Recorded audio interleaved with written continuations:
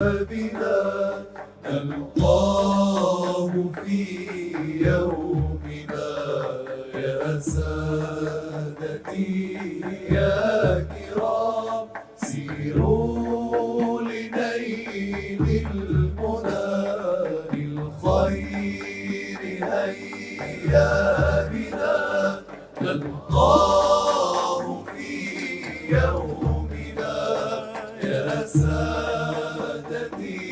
يا كرام سيروا لنيل المنى سيروا لنيل المنى. بسم الله الرحمن الرحيم الحمد لله رب العالمين وصلى الله على سيدنا محمد وعلى آله وأصحابه الطيبين الطاهرين. We start with the name of Allah. We praise and thank Allah for all of the endowments that He bestowed without Allah being obligated to give anything. And we ask Allah to raise the rank of Prophet Muhammad sallallahu alaihi wasallam, the ranks of his wives, believing relatives, companions, and those who follow them sincerely until Judgment Day. And we ask Allah to protect the nation of Prophet Muhammad sallallahu alaihi wasallam from what he feared for his nation. Thereafter, previously we mentioned the judgments of removing najis filth, that how is najis filth removed when it is considered hukmiyya, that is detectable, undetectable najis filth, when it is ayniyya, that is detectable najis filth, also the najis filth of the dog and the pig. The author also mentioned that raising a dog for the purpose of having it for protection, that it will protect one's house or one's livestock or one's crops. This is a valid goal, a valid aim in raising a dog. Or for hunting. For hunting, then raising a dog, this would also be a valid aim in that. However, the one who raises a dog for other than these reasons, not for harasa, not for protection, nor is it for hunting, he mentioned that that would decrease in one's reward every day 2 qirat. And a 2 qirat of reward would be decreased from him every single day. That's what he mentioned. And he mentioned that 1 qirat is similar to Mount Uhud. So if a person raised a dog for other than these two aims, for protection or for hunting, then every day they would lose what is similar to 2 Mount Uhuds in reward. So just be mindful about this when one makes his decisions, so that they wouldn't make the unwise choice, leading to a great loss, because every one of us needs as much reward as they can get. Then the author, may Allah Ta'ala have mercy on him, he started to mention about additional conditions of the prayer. We've covered that one must be in a state of, or must remove the state of minor ritual impurity, major ritual impurity, and remove the najis filth from one's body, clothing, and that they must not pray on a place, a surface that is contaminated with najis filth. Now the author moves forward talking about additional conditions for the validity of the prayer. And as we mentioned before, time and again, the condition is something that is not part of the deed, that the deed is not valid without.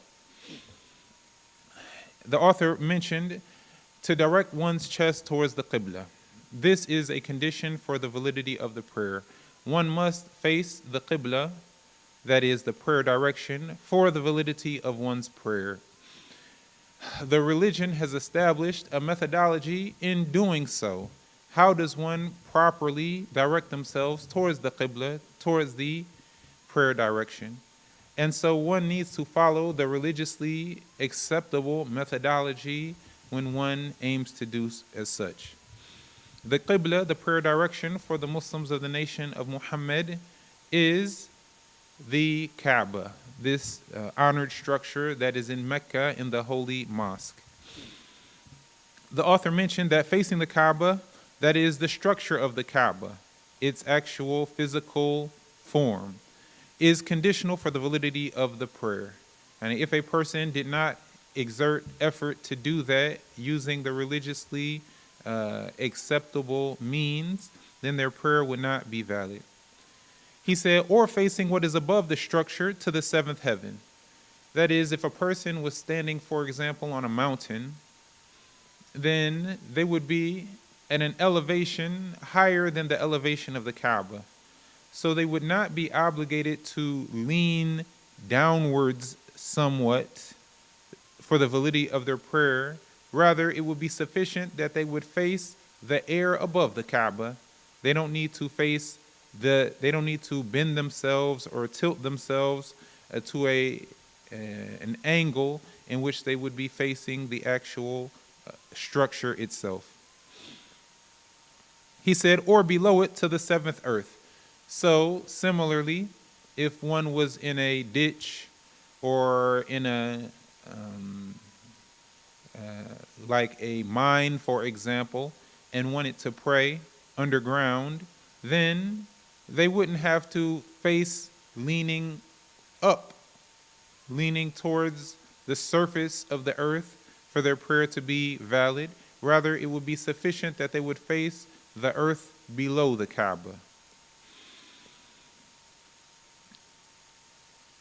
He said, if the person who witnesses the Kaaba firsthand and faces it with part of his body, but has the rest of his body not facing the Kaaba, so he's facing the Kaaba and part of his body is facing the Kaaba, but part of his body is facing outside the structure of the Kaaba, then his prayer would not be valid. This would not be sufficient.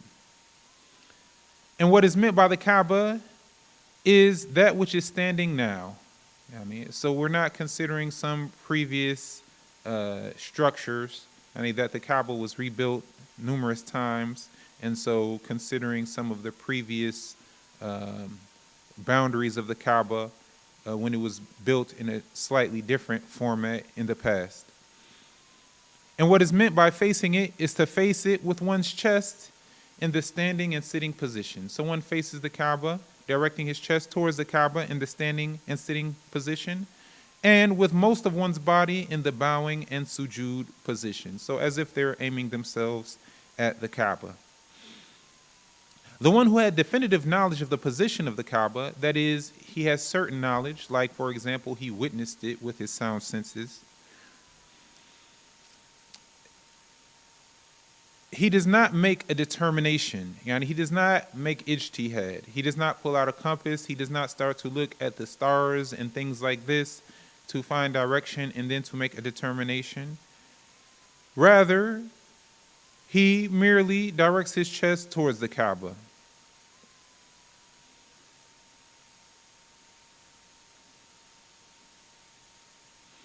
So if a person had definitive knowledge of the position of the Kaaba, then he would face it. He would work in accordance with his knowledge. He sees the Kaaba, he faces it with his chest, for example. Otherwise, if a person himself did not have definitive knowledge of the position of the Kaaba, for example, he doesn't see it himself, then he would rely on a trustworthy one who informs him based on knowledge. That is, if there was a trustworthy, knowledgeable Muslim who himself knew with definitive knowledge the position of the Kaaba, then that Muslim who did not have definitive knowledge of the position of the Kaaba would rely on the saying of this trustworthy, knowledgeable Muslim. So if that Muslim said the Kaaba is this way, or the Qibla is this direction, or the prayer direction is like this, then that Muslim without definitive knowledge would rely on his saying.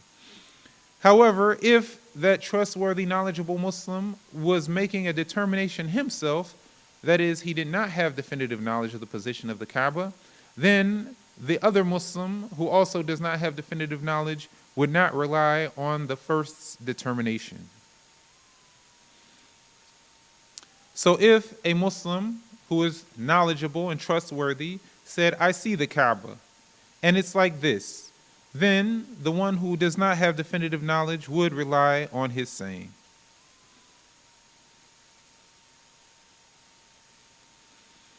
If one did not find a trustworthy one who informs him based on definitive knowledge, then if he was able to make a determination, he is obligated to do so. If he is able to determine using his knowledge, not of the exact position of the Kaaba, but of his general direction from the Kaaba, his position in the earth relative to the Kaaba, and he knows the directions from where he stands, he knows what's north, south, east, west, for example, then he himself would make a determination and he would be obligated to do so. Not just that it's optional. The one who is able to make a determination for finding the Qibla is not allowed to follow someone else's determination. And one mujtahid, the person making a determination in this particular judgment, does not follow the ijtihad, the determination of another mujtahid, someone else who is making determination, not facing it based on definitive knowledge. If one Muslim who was able to make ijtihad, who was able to make a determination, followed the determination of another Muslim in what pertains to facing the prayer direction, then his prayer would not be valid. The one who followed another's determination, his prayer would not commence. It would not even be established. Rather, the capable, the able Muslim makes a determination himself. If the Muslim entered the home of a trustworthy, knowledgeable Muslim, a Muslim who had knowledge of these matters, and the homeowner, based on knowledge, yani he has definitive knowledge, not a determination, said to that other Muslim, the Qibla is like this, then because this knowledgeable Muslim is telling him based on his definitive knowledge, it is permissible for him to rely on his saying. As for the one who is unable to make a determination, well, just a step back. So from this, one should know that if one enters another Muslim's home, even if that Muslim is trustworthy and knowledgeable, however, this Muslim, the homeowner, is facing the Kaaba based on a determination, then that guest must make his own determination. And he doesn't just start to pray the prayer based on the determination of the homeowner.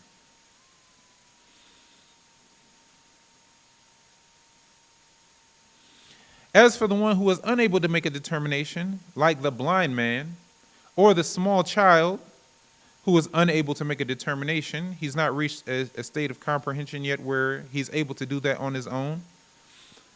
They follow the trustworthy one who is knowledgeable, the one who is knowledgeable of how exactly it is to make a determination properly. So this blind person, he would rely on the trustworthy, knowledgeable person saying that the Qibla is this way. Or this small child would rely on the saying of the trustworthy, knowledgeable person that the Qibla is this way. But in this case, their following of another person's determination is permissible because they are unable to make a determination themselves.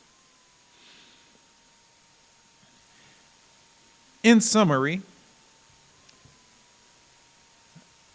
summarizing what we have previously said, the order of knowing the Qibla has four stages. And if one is able to do the first, then they don't skip down to the next. If they're unable to do the first, but they're able to do the second, then they don't skip to the third. If they're able to do the third, then they don't skip to the fourth. First is for one to have definitive knowledge. So a person, for example, sees the Kaaba themselves. Then they would use their definitive knowledge and face the Kaaba. They would face it based on that knowledge and not on a determination, not on following someone else's ijtihad. The second is informing of the trustworthy one who informs him based on his own definitive knowledge.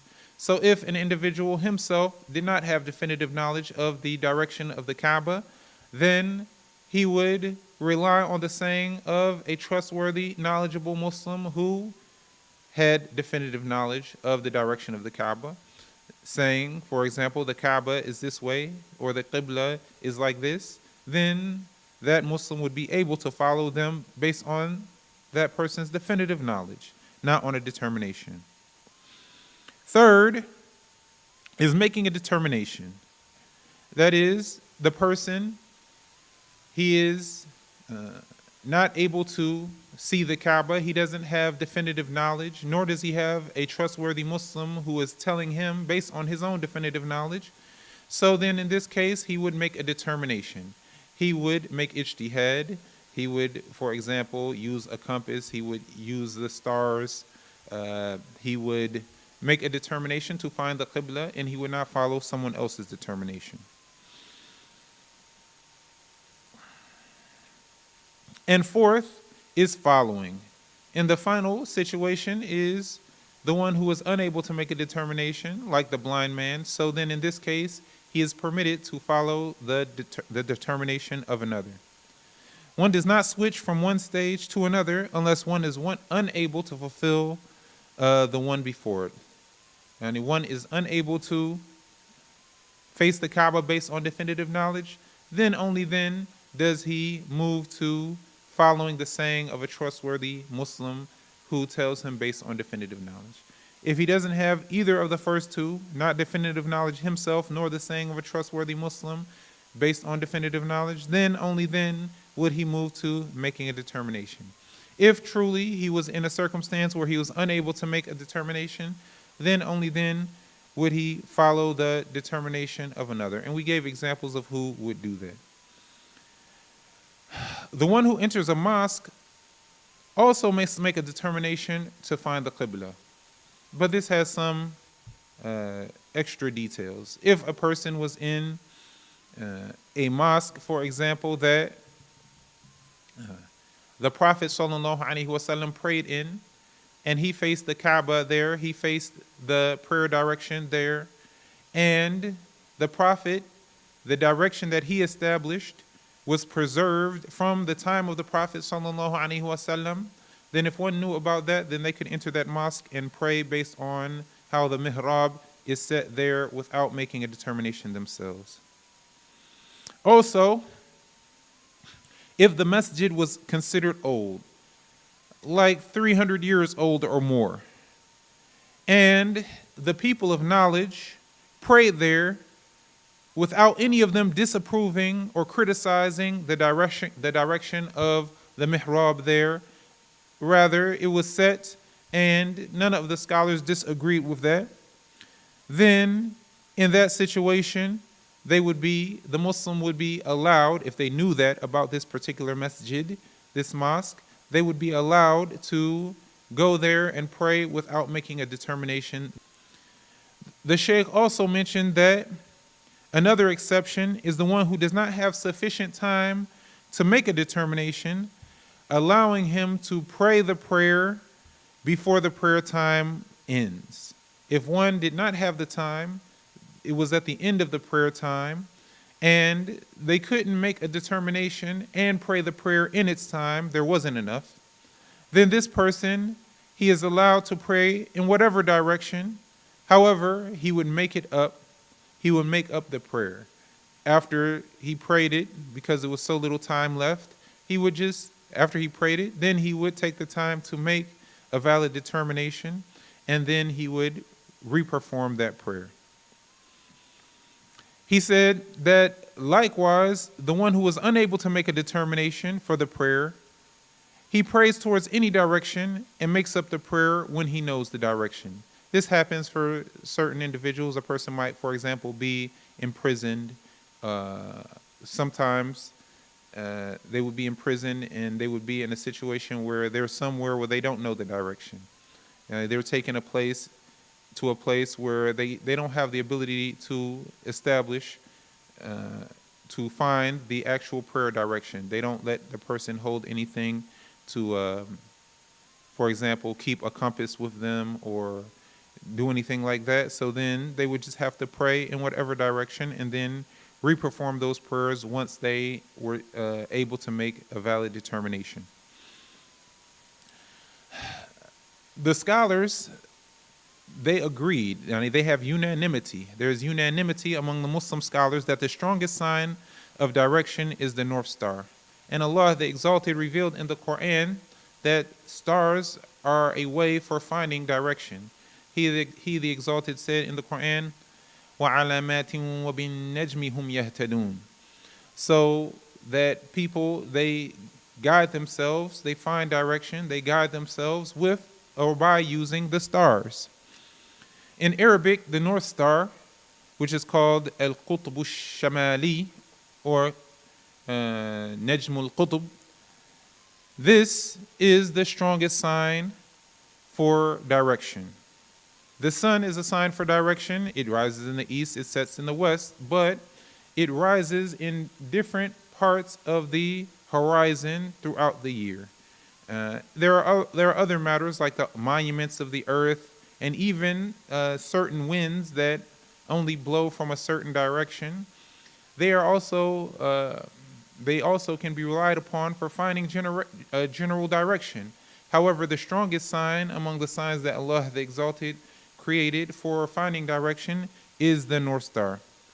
This is because the North Star adheres to one direction for the entire night. It doesn't have a visibly perceptible movement. One cannot perceive its movement with the naked eye. And its direction is north. It stays in the north direction. Whereas other stars and constellations, they have a movement. If you went out and looked at certain constellations at the beginning of the night, and then you went back out hours later in the night, then you would find that those constellations have significantly moved from their prior position, their previous position. However, the North Star stays in that spot, which is north.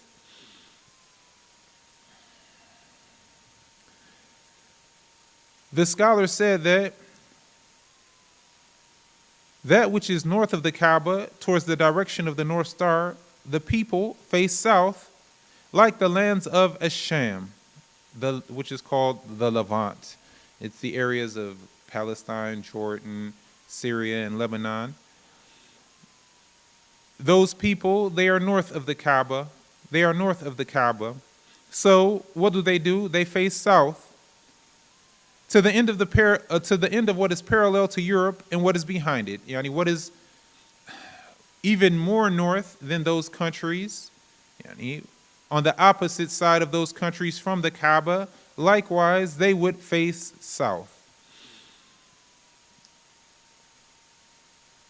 All of them face the prayer direction by putting the North Star behind their backs, because even though they are north of the Kaaba, those countries, the North Star would still be north, yani north of them. They would face north to face the North Star.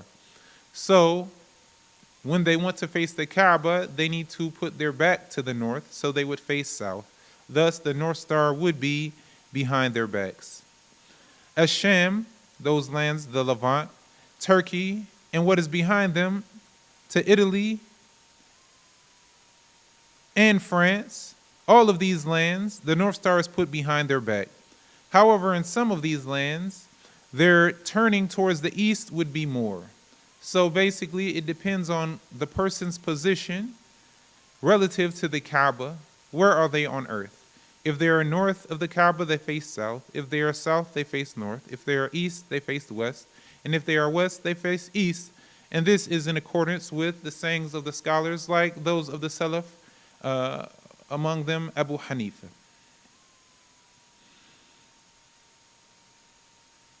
These lands that are north of the Kaaba, face the Kaaba from, the lands that face the Kaaba from the south, their prayer direction is to face north.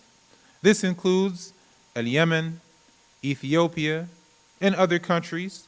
They face the North Star because the Kaaba is to their north, because those lands are south of the Kaaba, and the North Star is north of them, and the Kaaba is north of them, then they would face the North Star.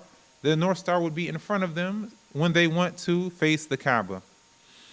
However, in some of these lands, the people will turn to the east because the Kaaba is towards the center of the earth. And the lands that are south of the Kaaba, if they are, for example, south and west of the Kaaba, then they would face northeast. If they are southeast of the Kaaba, then they would face northwest.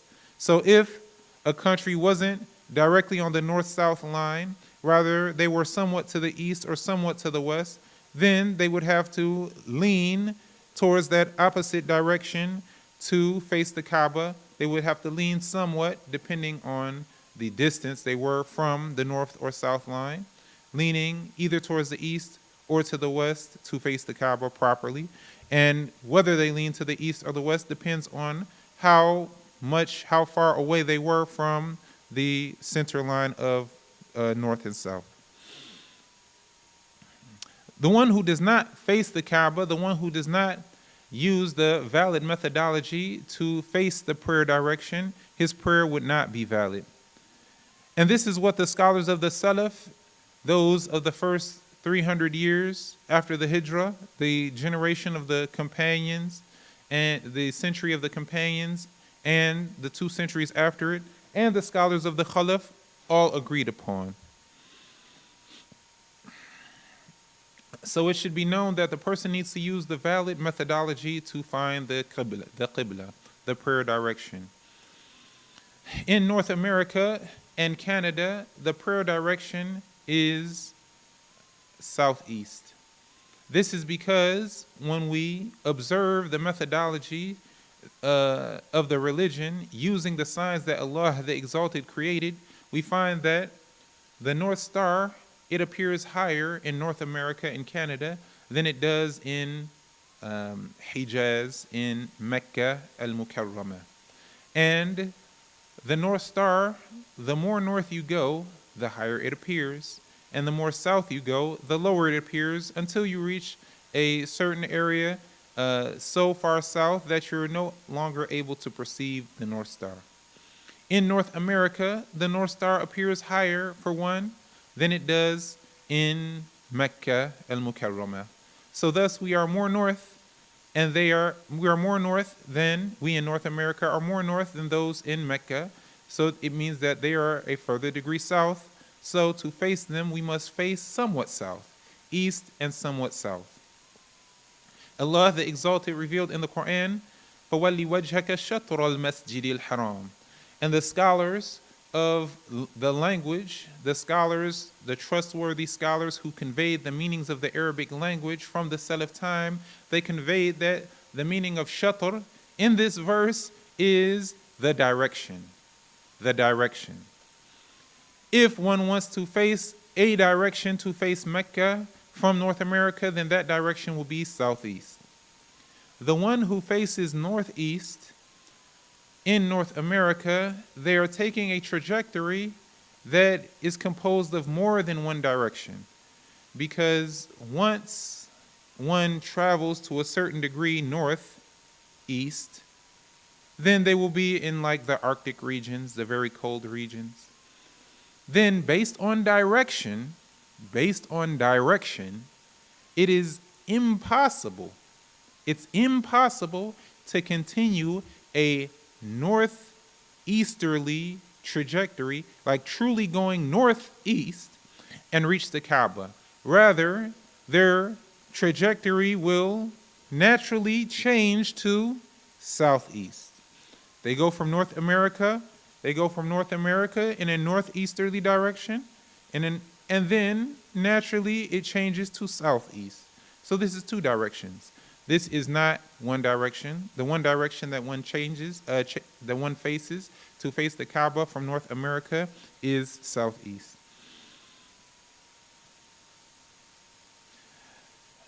With that, we have finished mentioning one of the conditions for the validity of the prayer. Inshallah, I hope that it was understood, and I hope that there was a benefit gained. والحمد لله وصلى الله على سيدنا محمد وعلى آله وأصحابه الطيبين الطاهرين. لا إله إلا الله. اللهم صل على سيدنا محمد وعلى آله وأصحابه الطيبين الطاهرين. السلام عليكم ورحمة الله وبركاته. شغف لحسن لقاء وأشواق لجود عطاء. الحمد لله رب العالمين الذي وفقنا لخدمة طلاب العلم الذين جاءوا من بلاد ومدن مختلفة حبا بعلم الدين، والحمد لله الذي سهل لنا برنامجا يساعد الطالب على الانتقال من مرحلة عدم التكلم باللغة العربية إلى مرحلة القراءة والكتابة والتعبير باللغة العربية. When I first arrived at Elif, I had no experience speaking Arabic. I knew the letters, the short vowels, and some of the surahs from Al-Quran, but I definitely couldn't hold a conversation in Arabic. الآن أنا مرتاح وأستطيع أن أتكلم وأكتب ما تعلمته بالعربية. Our teachers helped us build and strengthen our foundational skills. First we started with letters, then we moved to words.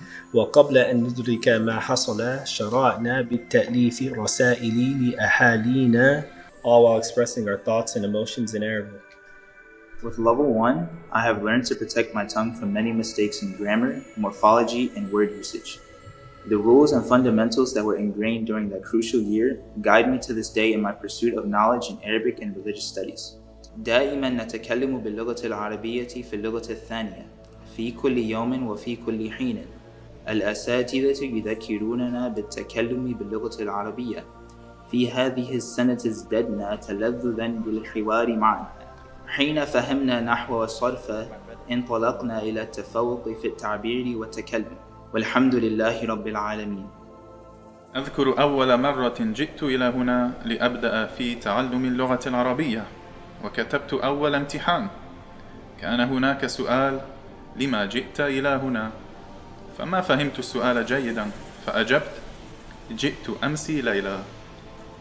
فسبحان الله، منذ تلك المرة حتى الآن كم من علم تعلمته وفائدة حصلت عليها، من تعلم المفردات وكتابة الجمل المفيدة في السنة الأولى. انتقلنا في السنة الثانية إلى الإنشاء وتطبيق القواعد الصرفية والنحوية.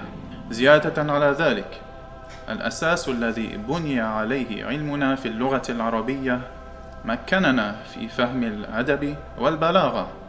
فما شاء الله، الآن صرت أستطيع أن أعبر عن فكرة واحدة بطرق مختلفة. أي القصة الأولى التي ما كنت أظن أنني سأدرس في مكان عظيم مثل هذا المعهد. تعلمنا كيف نقرأ ونكتب ونتحدث بالعربية في وقت قصير، لأننا ملأنا أوقاتنا بالقراءة والكتابة والتعبير. Aside from the educational perspective, something else that kept me pushed to keep learning and sticking around is the community around this mahad. The camaraderie between us and Elif is apparent. From the first day to the last, you'll never find a shortage of helpful friends and teachers. Obviously, some days are more difficult than others, but with patience and encouragement from your classmates and your teachers, you realize that every step here is crucial to your success. والنجاح هنا سهل مع تفكير السليم والسلوك الحسن. وكما تعلمون لدينا الآن في معهد ألف 3 مراحل: المستوى الأول والمستوى الثاني والمستوى الثالث.